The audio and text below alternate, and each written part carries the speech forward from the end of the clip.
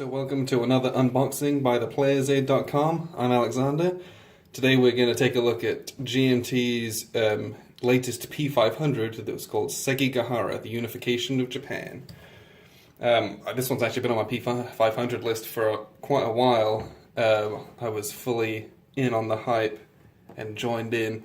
So as you can see, this is a 3-inch box. This is a similar size to the Coin series or the Combat Commander games. This one's designed by Matthew Calkins and covers a very unique campaign that I'd never heard of before this game, but it looked so good and reviews were so good that I thought I'll jump in on it. So immediately in the box we've got, I'll get over here for you. So we have, this is the rule book.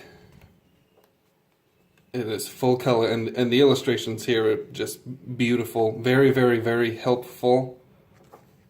They explain all the different icons, and then there's tiny little sub-icons on the stickers for the blocks as well. So the actual rules cover really 12 pages, 11 pages pretty much, and then the rest of this rule book is all historical notes from the designer, which is actually something that I'm very interested in because I don't know quite as much about this campaign. So I'm going to read through all of that just to get a bit more flavor. There are a couple of player aid cards. These are exactly the same. They're single-sided, one for each player, and they have the various most important bits of information. So looking at the different turn orders, sub-rules, combat, things that you can do, stacking limits and stuff like that. 2 of those, that's nice. Here's the sheets of stickers. There are 119 wooden pieces in this game. That's a lot there, isn't it? Okay, and out of those, not all of them are like units. Some of them are resource blocks and different other pieces, but there are a lot. 1, 2, 3, 4, 5, 6, 7, 8, 9, 10, 11, 12.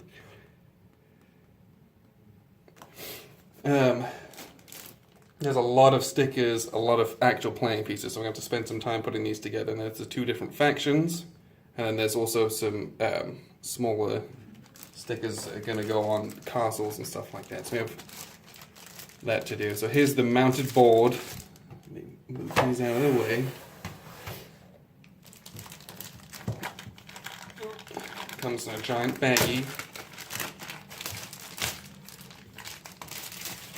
And this is the 3rd printing of this game, I believe, and I'm not sure, obviously I didn't own the 1st or 2nd printing, so I couldn't tell you exactly how different these are from the other editions. This is so big. I'm on a, let me move my camera here. I couldn't tell you the differences between the editions, but just looking at the board, Central Japan.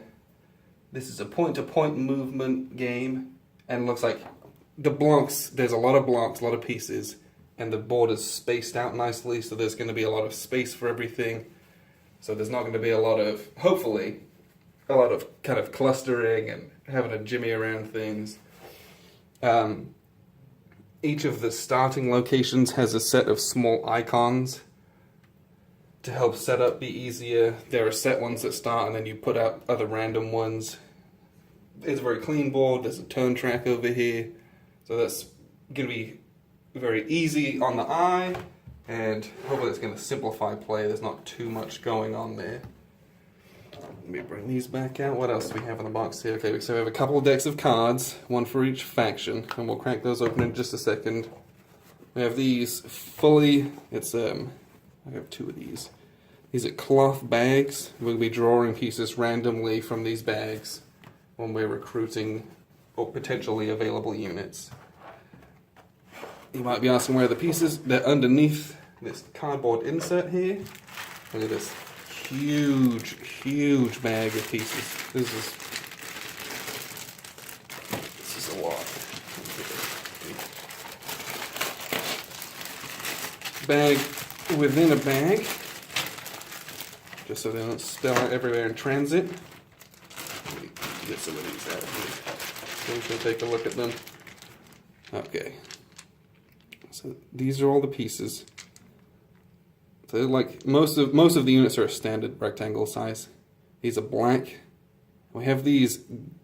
Let's get that in focus. These are golden, which is something that's nice. There's a little bit of change there. And then we have, this is one of the pieces that's going to go with a castle. And then, whoops. These are the small resource cubes. Here's a size comparison.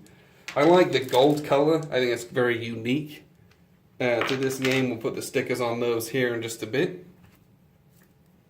And those are going to look fantastic. So this being a card-driven game, let's take a look at the cards here. So this is the Tokugawa faction, and this is their deck. So each one of these cards, they're all very similar in nature. This isn't like a Mark Herman CDG where they all have a billion different values and things can be used for everything, which we love, but this is much, much simpler. So you have the symbols here, which correspond to the daimyo's symbols, which are going to be on the blocks themselves. That says which ones can be deployed into combat.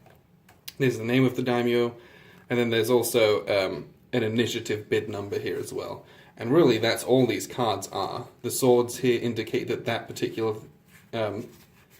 thing has a special ability, and that's all that these are. There's a lot of them. The part that you'll have are these cards here, which are loyalty challenge cards. So when the opponent is deploying units, you can play one of these out of turn, and you're basically forcing the opponent to show you that they have the corresponding loyalty card for that in their hand, and if they don't, adverse things are going to be happening there. I also put a couple of stickers on some of these blocks just to show you what they're going to look like. The gold and the yellow sticker here, and this is a cavalry unit. And this is, let's get that in focus here. So this one has a little star on it. That is a setup icon. We're going to put that on the space on the board that has a star on it as well. So that's some ease of use bits and pieces there. All in all, this game looks fantastic. It's very, very simple. It plays in about 3 hours total, which is what the box says. But something that I was very excited about is that this has a complexity rating of 2. So it's going to be simple to learn and quick to play, and people rave about this game, so we're going to get this on the table here this week. So thank you very much for watching.